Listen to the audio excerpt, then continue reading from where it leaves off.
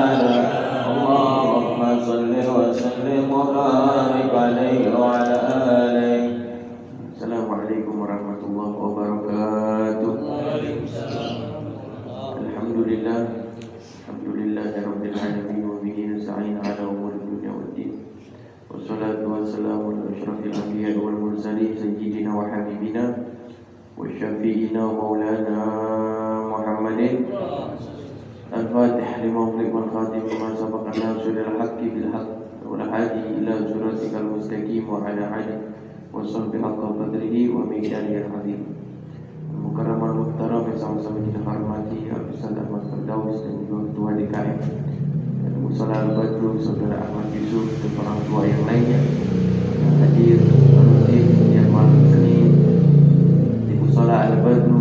Mudah-mudahan hadirnya kita diridhai oleh Allah Subhanahu wa taala, dikuatkan iman Islam kita, ditingkatkan ketakwaan kita, dan mudah-mudahan ilmu kita dijadikan ilmu yang bermanfaat. Amin ya rabbal alamin. Ala hadhihi niyyah wa li kulli niyatin shalih wa la hadratin Nabi Muhammadin sallallahu alaihi wasallam bi surah Al-Fatihah.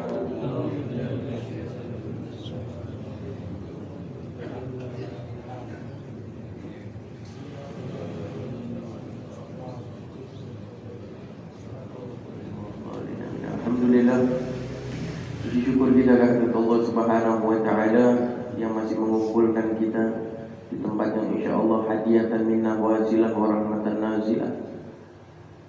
Diberi kenikmatan kita oleh Allah Subhanahu wa taala untuk menuntut ilmunya Allah, menjadi manusia-manusia pilihan, manusia-manusia yang insyaallah tidak ada ruginya duduk kita di majelis ilmu, mengambil warisan-warisan dari Nabi Muhammad sallallahu alaihi wasallam. Dan juga salawat serta salam kita haturkan kepada baginda Nabi besar Muhammad sallallahu alaihi wasallam, yang mana berkat beliau kita mengenal Allah Subhanahu wa taala. Berkat Nabi kita mengenal para malaikat. Berkat Nabi kita mana tahu jalan yang lurus dan juga jalan yang tidak benar. Berkat Nabi Muhammad sallallahu alaihi wasallam kita mengenal Allah dan mengetahui mana surga dan neraka, yaitu berkat Nabi Muhammad sallallahu alaihi wasallam. Di dalam kitab Risalatul Jami'ah yang dikarang oleh Al-Habib Ahmad bin Zainal Al-Habsyi dan kemudian disyarahkan menjadi Dalalatul Nafi'ah oleh Al-Habib Umar bin Muhammad bin Salim bin Hafidz sampai dalam pembahasan wal Jum'ah. Adapun pasal di dalam salat Jum'ah, wal Jum'ah fardu ain. Adapun Jum'at hukumnya fardu ain.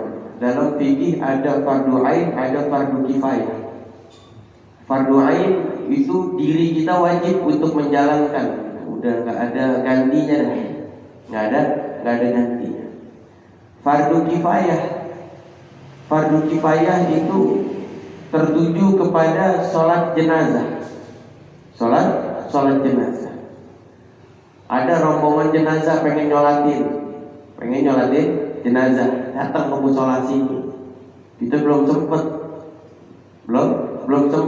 baru istirahat kerja misalkan, atau enggak baru tutup warung, pengen mandi nggak sempet, pengen wudhu doang masih kotor badan masih kotor. kemudian di musola melanjutkan sholat jenazah, saqata anil baqi, kampung itu gugur dari kewajibannya, gugur dari kewajibannya kalau udah ada yang menjalankan fardu kifayah tersebut. Itu bedanya fardu ain dengan fardu kifayah. Sholat 5 waktu sholat Jumat fardu ain. Sholat 5 waktu fardu ain. Biarpun di musola udah ada yang sholat maghrib berjamaah, kita belum sempat berjamaah, ya sholat di rumah. Sholat di rumah, hukumnya tetap fardu ain. Berjamaahnya fardu kifayah. Jadi jangan sampai di musola tuh kagak ada yang berjamaah sama sekali. Mau lockdown gimana, tetap berdua pun tetap sholat berjamaah. Jangan sampai kagak ada sholat berjamaah. Misalkan dalam keadaan wabah kayak kemarin, ada pemerintah memerintahkan kepada kita semua untuk menjaga jarak, baik di masjid ataupun di musola. Tapi hukumnya untuk sholat berjamaah tetap dijalankan. Gimana caranya? Berdua juga jadi. Berdua juga jadi. Jangan sampai kagak ada kegiatan di musola atau masjid tersebut untuk melakukan sholat berjamaah. Wal jum'ah fardu ain, adapun jum'ah fardu ain ala kulli muslimin, untuk semua orang muslim. Di sini nggak disebut muslimat, berarti orang perempuan nggak wajib sholat Jumat. Di sini sebutnya muslimin, karena ada masjid di kota, di masjid-masjid yang lainnya, masjid-masjid modern biasanya, masjid modern yang di luar masjidnya ada dagangan, di luar masjid ada dagangan. Itu ada perempuan yang ikut sholat Jumat, nggak diwajibin dia, malah jadi dosa. Di sini dikatakan ala kulli muslimin, untuk orang-orang laki-laki yang muslim. Zakarin, ditegasin lagi laki-laki. Dari kalimat muslimin aja kita udah tahu kalau yang suruh sholat Islamnya laki-laki. Tapi ditegasin lagi laki-laki, zakari. Kemudian hurrin, merdeka. Kita semua nih bangsa Indonesia, bangsa yang merdeka. Karena merdeka atau tidak itu menyangkut kepada ibadah kita kepada Allah Subhanahu wa ta'ala. Lagi dalam teror ancaman penjajah zaman dulu, itu belum merdeka kita.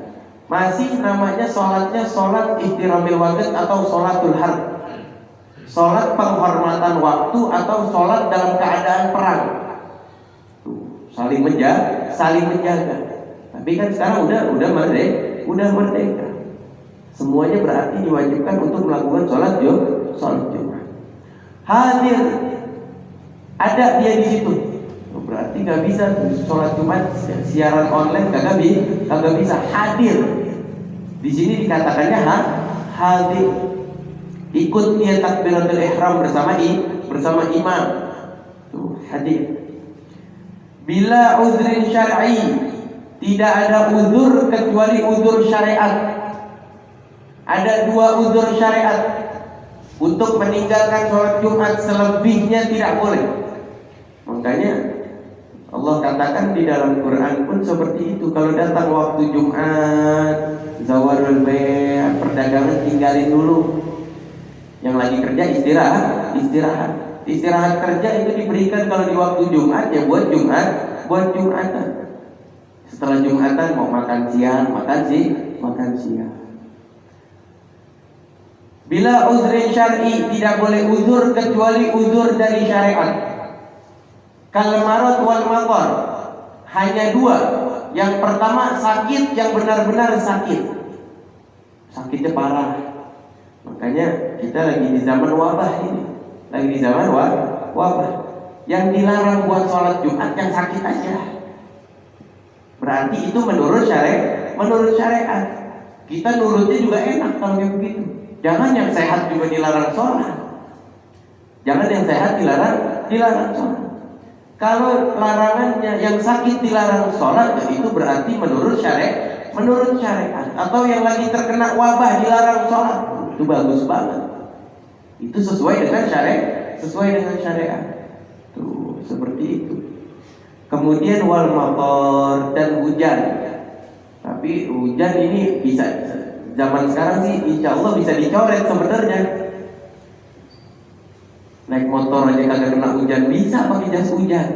Pakai jas hujan, apalagi ke masjid yang dekat. Ada payung, ada apa? Ada payung, ada jas hujan. Iya, di zaman Nabi. Udah gitu kita jalanan semuanya aspal. Zaman Nabi kan pasir semua. Kalau hujan belum, gamisnya warna coklat semua. Warna coklat semua. Zaman sekarang udah aspal semua.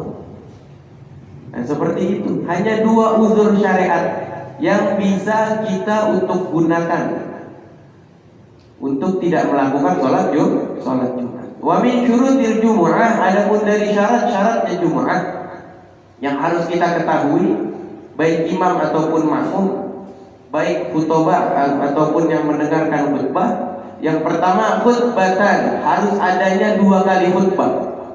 Nggak boleh sekali doang, nggak boleh sekali. Khutbatan, harus ada khutbah pertama dan khutbah kedua. Wa arkanuha, dan ada rukunnya. Khutbah ini ada rukunnya, beda sama ceramah, beda mengajar kayak gini, beda. Kalau ngajar nggak ada rukunnya, mau assalamualaikum langsung buka pembahasan pun nggak apa-apa. Lain dengan khutbah. Kalau khutbah harus ada rukunnya, harus dibawa rukunnya. Di sini yang pertama harus kalimat awalnya ada kalimat alhamdulillah atau innal hamdalillah. Itu harus wajib. Itu rukun khutbah. Lain dengan ceramah, lain dengan ngajar. Kalau ceramah, assalamualaikum warahmatullahi wabarakatuh, langsung pembahasan pun nggak apa-apa, karena tidak ada rukunnya. Lain dengan Jumat. Jumat itu fardu ain, dan juga termasuk syarat Jumat yaitu adanya 2 khutbah, dan khutbahnya itu ada rukunnya. Khutbahnya ada rukun. Harus ada kalimat alhamdulillahi ta'ala, mengucapkan kalimat alhamdulillah, dan juga harus ada sholawat kepada Nabi Muhammad sallallahu alaihi wasallam. Wa sholatu ala Nabi sallallahu alaihi wasallam. Jadi di muqaddimahnya itu harus ada kalimat alhamdulillah dan juga ada kalimat sholawat kepada Nabi Muhammad sallallahu alaihi wasallam. Dan kemudian yang ketiga, wal wasiyah bitaqwa. Wasiat tentang takwa. Makanya kita nggak boleh bosan tuh. Nggak boleh bosan. Oh, paling khotib ini jelasinnya tentang takwa. Ya emang itu rukun. Jangan sampai tuh khotib kita dengar tidak membawakan ayat tentang takwa atau tidak menyampaikan wasiat tentang takwa. Oh, itu berapa yang begitu? Itu termasuk rukun. Seminggu sekali diingetin takwa kita. Seminggu sekali kita diperingatkan tentang takwa kepada Allah Subhanahu wa taala. Itu termasuk dari rukun khutbah. Wa qiraatil ayah minal Qur'an, dan juga membaca ayat dari Al-Qur'an fi mufhima fi ihdahuma, yang bisa dipahami. Maksudnya bisa dipahami di salah satu khutbah. Jadi harus menyampaikan ayat Al-Qur'an di salah satu dari 2 khutbah tersebut yang mufhimah, yang bisa dimengerti. Di sini kan satu ayat pun jadi. Berarti ada ayat yang tidak bisa dipahami, ada ayat Al-Qur'an itu yang muhkamat dan juga mutasyabbihat, yang bisa dimengerti atau bisa dihukumkan atau bisa diartikan, dan juga ada yang tidak bisa diartikan, yang dikembalikan kepada Allah Subhanahu wa ta'ala. Seperti apa? Ada ayat-ayat yang tidak bisa diartikan. Tosin itu ayat Al-Qur'an, satu ayat. Hamim itu satu ayat. Ain sin qaf itu satu ayat yang tidak bisa dibawa untuk khutbah Jumat. Tuh, seperti itu. Makanya rata-rata mengambil satu surat pendek. Pasti salah satu ayatnya itu insya Allah ayat yang muhkimah, ayat yang bisa dimengerti. Seperti itu. Jadi jangan sampai kita sekiranya itu mengetahui akan tetapi tidak menyampaikan. Kalau memang kita ditakdirkan menjadi orang yang khutbah dalam kegiatan sholat Jumat. Wa du'a lil mu'minin fil akhirah, dan juga doa untuk orang-orang mukmin fil akhirah. Di sini disebutkan mukmin karena yang sholat itu orang-orang yang mukmin. Tapi doanya nggak apa-apa. Allahumma ighfir lil muslimina wal muslimat wal mu'minina wal mu'minat, nggak apa-apa. Itu termasuk rukun. Jangan mentang-mentang doanya, saya mah hafal doa banyak, tapi itu doa yang kayak begitu tidak dibawa. Atau doa yang lain, tapi dia tidak menyambungkan doanya itu dengan doa kalimat mu'minin wal mu'minat, muslimin wal muslimat. Nah, itu hati-hati. Mau doa yang lain pun nggak apa-apa, asalkan disambung doa tersebut untuk orang mukmin dan mukminat. Tuh seperti itu. Doa kan banyak. Doa banyak. Jadi jangan sampai tidak disambungkan doa tersebut kepada orang-orang mukmin. Wa yajibun an yukhtab qa'iman, diwajibkan untuk khatib dalam keadaan berdiri. Mutatahhiran, dalam keadaan suci sebagaimana suci ketika dia dalam keadaan melakukan salat. Khutbah menjaga wudu. Khutbah menjaga wudu. Masturul aurah, dan juga menutup aurat. Wa yajibun julus bainahuma fawqa tuma'nina shalah wal muwalla, dan juga harus adanya duduk di antara dua khutbah dan juga tuma'nina. Fawqa tuma'nina shalah. Tuma'nina terdiamnya dia menunggu untuk melanjutkan khutbah yang keduanya setelah selesai khutbah yang pertama. Kemudian dia duduknya dia tuma'nina. Fauqa tuma'nina sholat, di atas tuma'ninahnya sholat. Kalau tuma'ninahnya sholat kan kalau kita ruku ada tuma'ninah. Kita tidak mau membaca subhana rabbiyal azimi wa bihamdi, kita tidak mau membaca, hati kita mengucapkan subhanallah, itu udah tuma'ninah. Karena bacaan ruku, bacaan i'tidal, bacaan sujud itu hukumnya sunnah. Kita hanya ambil tuma'ninahnya saja yang wajib, nggak apa-apa. Tapi kalau di khutbah Jumat tuma'ninahnya fauqa tuma'ninah sholat, durasinya di atas tuma'ninahnya sholat. Sang khotib di hatinya itu membaca surat Al-Ikhlas, itu tuma'ninah. Itu tuma'ninah untuk seorang khotib.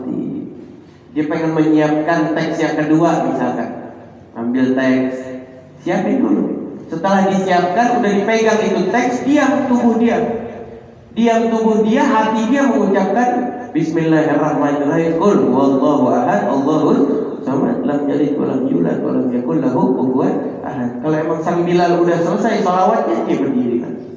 Itulah tuma'ninahnya sang khotib. Seperti itu.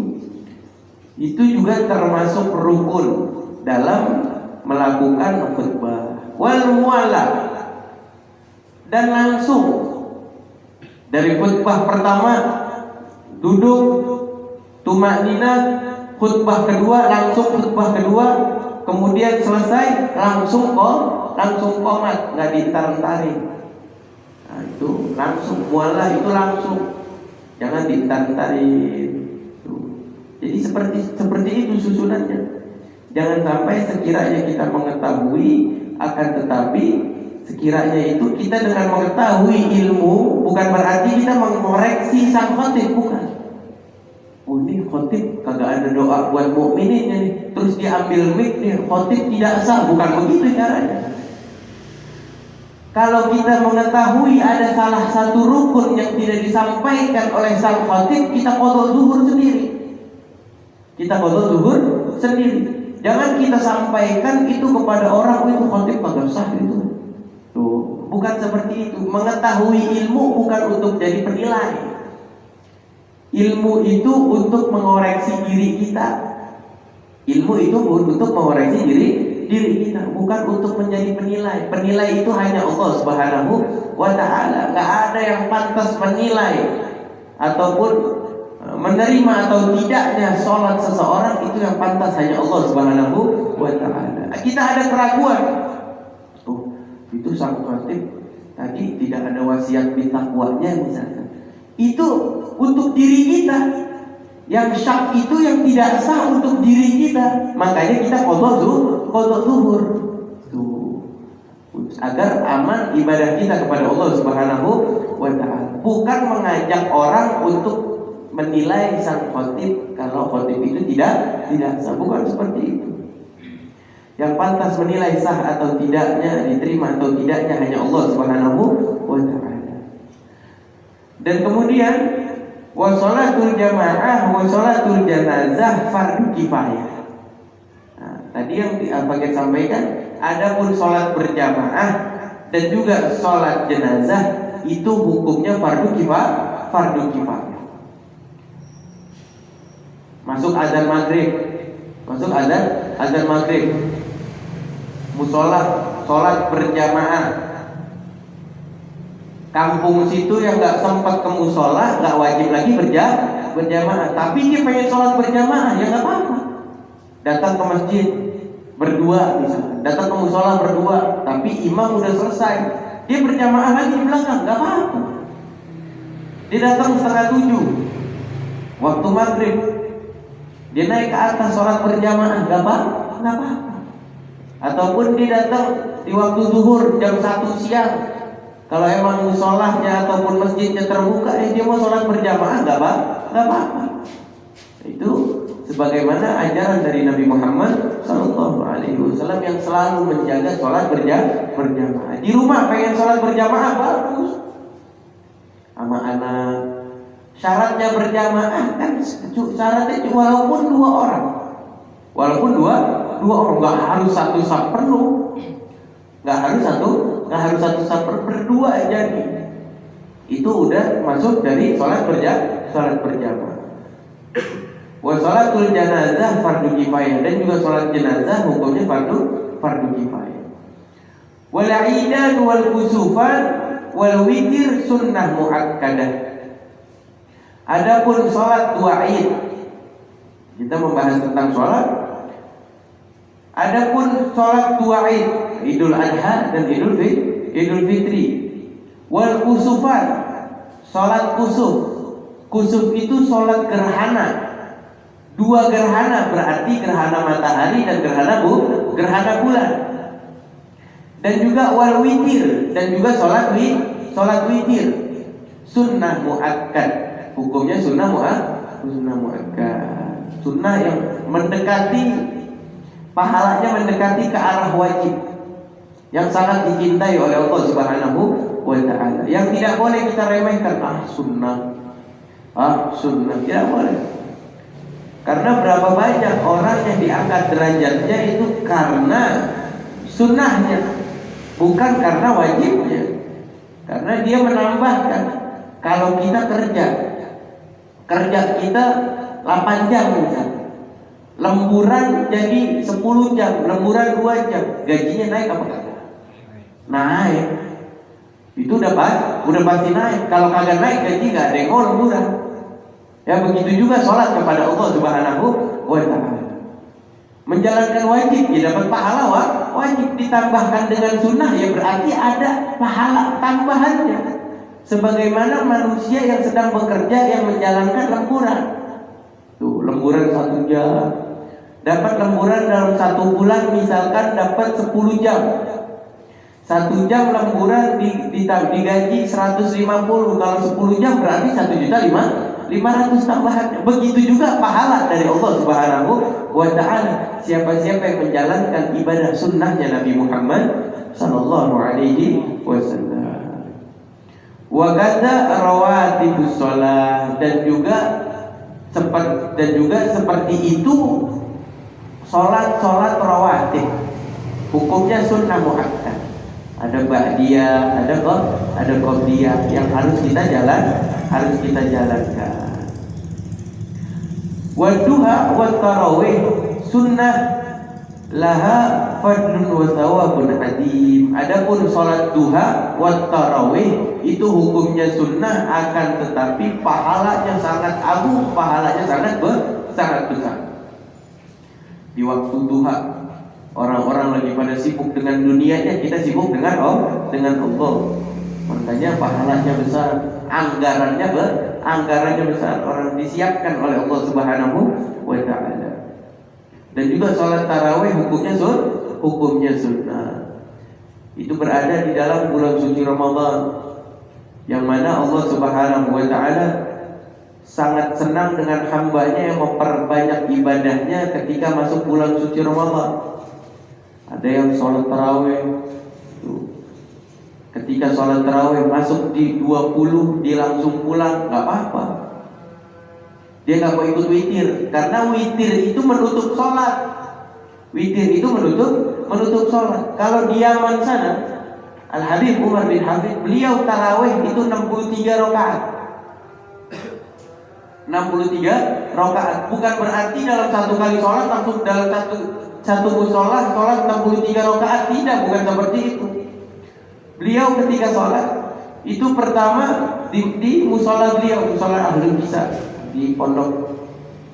Kemudian pindah ke masjid yang ada di Tarim, 20 rakaat. Di musola beliau 20 rakaat tanpa witir. Tanpa witir. Kan witir 3, 20 rakaat selesai semuanya. Kemudian pindah ke masjid yang ada di Tarim, beliau sholat lagi 20 rakaat, kemudian pindah lagi di musola dekat di situ 20 rakaat, kemudian witir di pondoknya di jam 1 malam. Jam 1 malam. Tuh seperti itu. Jadi bukan berarti orang yang pulang itu mau dia nggak suka sama witir, bukan begitu. Mungkin dia pengen sholat lagi.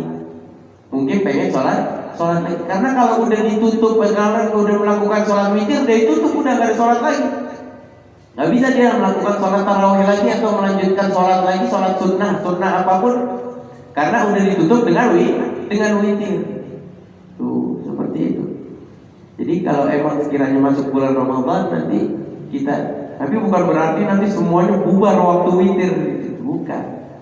Yang pengen melanjutkan sholat tarawihnya atau ingin melebihkan sholatnya, buktikan.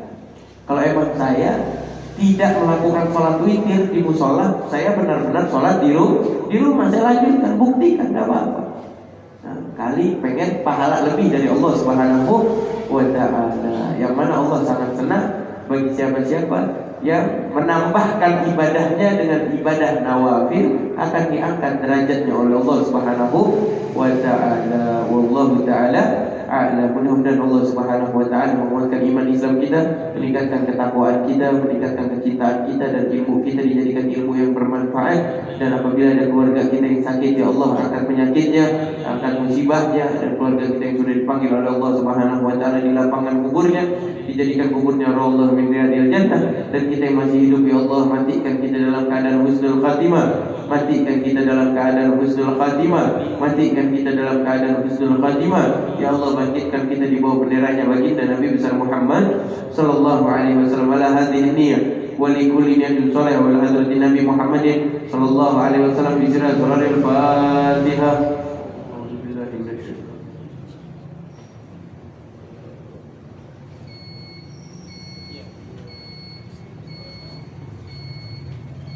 Qala Rasulullah sallallahu alaihi wasallam afdal ma qultu ana wa nabiyyuna min qabli la ilaha illallah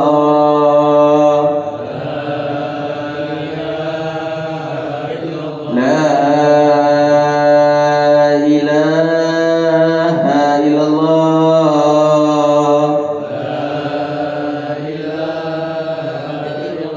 la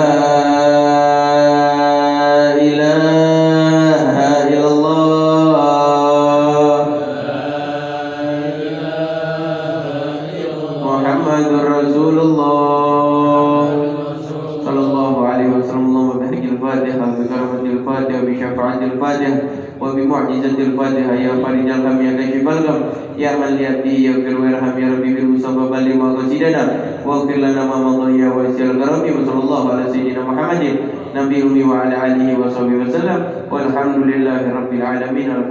Assalamualaikum warahmatullahi wabarakatuh.